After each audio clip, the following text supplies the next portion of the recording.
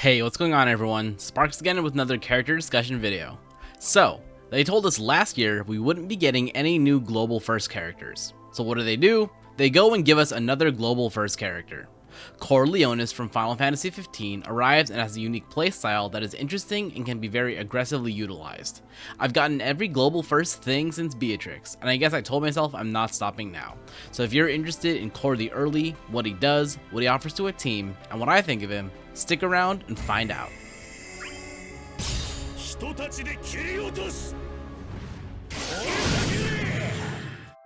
Cor is a melee attacker with a playstyle the dev team defines as linked attacker.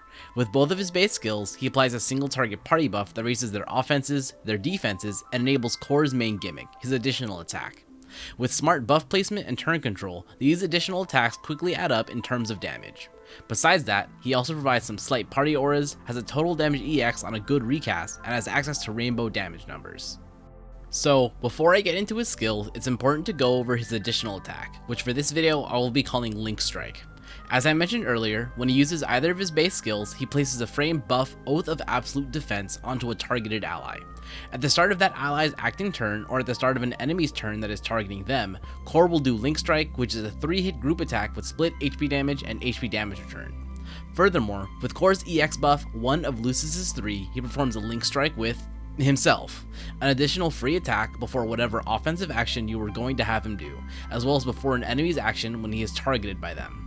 As noted by the stream, an enemy targeting all can cause Link Strike to happen twice, once because Cor was targeted, and again because an ally with his party buff is targeted.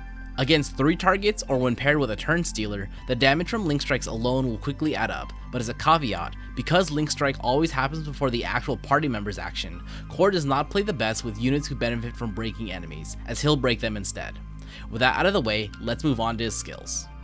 His skill 1 is Moonlit Dawn, and after choosing which party member to place Oath on, he batteries the party before a 3-hit HP attack, followed by a 4-hit HP attack with 50% splash at the end. The Oath buff he places on a party member raises their attack, max bravery, brave and HP damage resist, defense, makes them unbreakable besides guaranteed break attacks, and as mentioned earlier, will trigger Cor's Link Strike at the start of an offensive action of theirs, or at the start of an enemy's turn when they are targeting them or targeting all. His skill 2 is Snowbreak, and like his skill 1, he first chooses a party member to place Oath on and batteries the party, but this time then does a 2-hit group HP attack followed by a 3-hit group HP attack, both with split damage. Unlike his skill 1, this gives Cor a frame buff of his own, Crown's Guard Warrior, which raises his attack and max bravery. His EX is Lion's Roar, which at base is a 5-hit group attack that deals total HP damage. Onto Cor, this grants him one of Lucis's 3, which is mostly the same as Oath of Absolute Defense. It raises his max bravery, attack, brave and HP damage resists, prevents break, and will have Cor perform a Link Strike after any offensive action he does or at the start of an enemy's turn when targeted by them or they're targeting all. His kit may be a bit complicated, but his EX Plus definitely is not. Realization is a potency and overflow boost. 1 ingot is a stab boost. 2 ingots give him starting Crown's Guard Warrior, free first turn skill, an instant and free first turn, an 80% recast gauge, so the same deal as Lightning, Onion Knight, Kadaj, and Desh. 3 ingots is a further boost to the EX cast potency and overflow. His LD is Reflorescer, and I hope I said that right.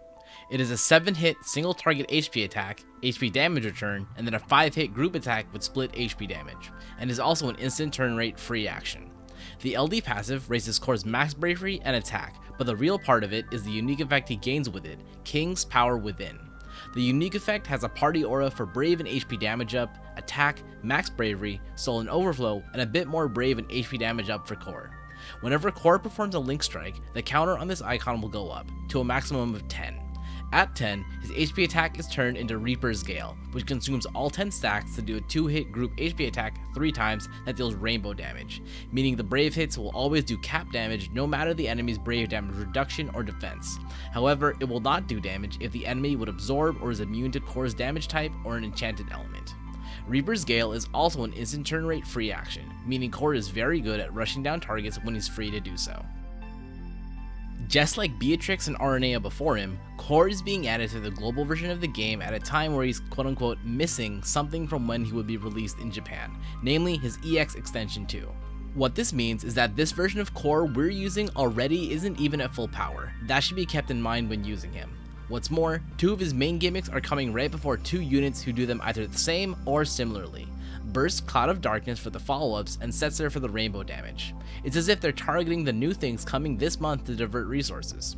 Anyways, taking the tinfoil hat off, Core is quite good at what he does. His follow-up triggering from party turns is already good, but also triggering potentially twice per enemy turn is kinda insane. While having rainbow numbers is certainly powerful and flashy, with how often, or rather not often, it's going to be up, it's not going to be a big part of his damage, just something nice every so often when his turn comes back around. His skill damage is certainly good, especially thanks to his EX, which is up often and does total damage, but most of Core's damage output in a fight is going to be coming from link strikes. So, with all that said, who are good partners for Core?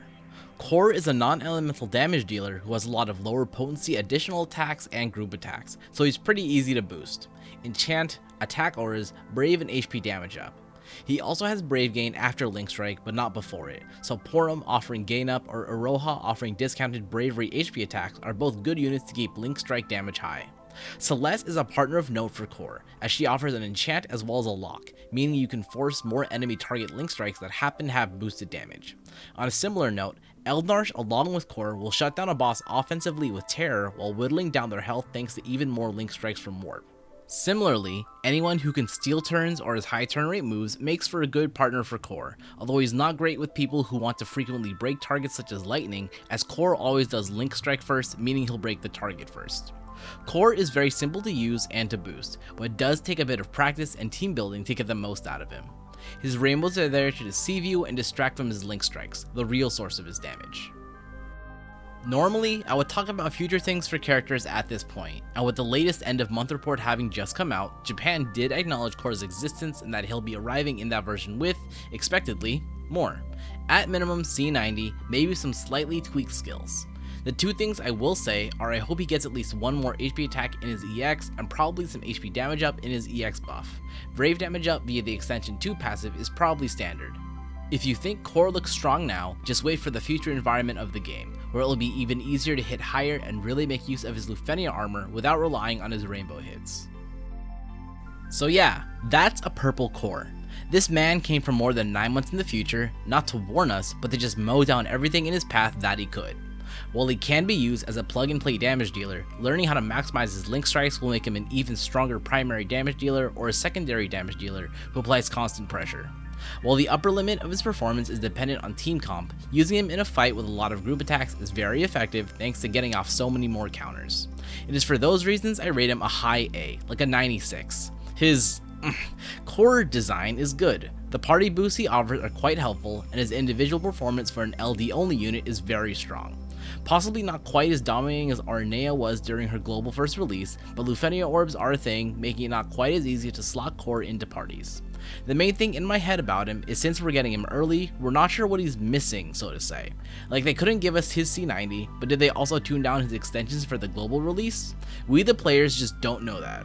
Regardless, getting Core now would mean having him usable already and available for when he does get C90, and getting him much earlier as a global first just means that much more extra time that he's viable, as if people aren't already going to town on Lufenians with him as is. If you like this character breakdown and want to see others like it, other Opera Omnia content, or want to share your thoughts, be sure to stick around and subscribe. Discussion, likes, and shares are always appreciated, and as always, thanks for watching, and I hope to see you again.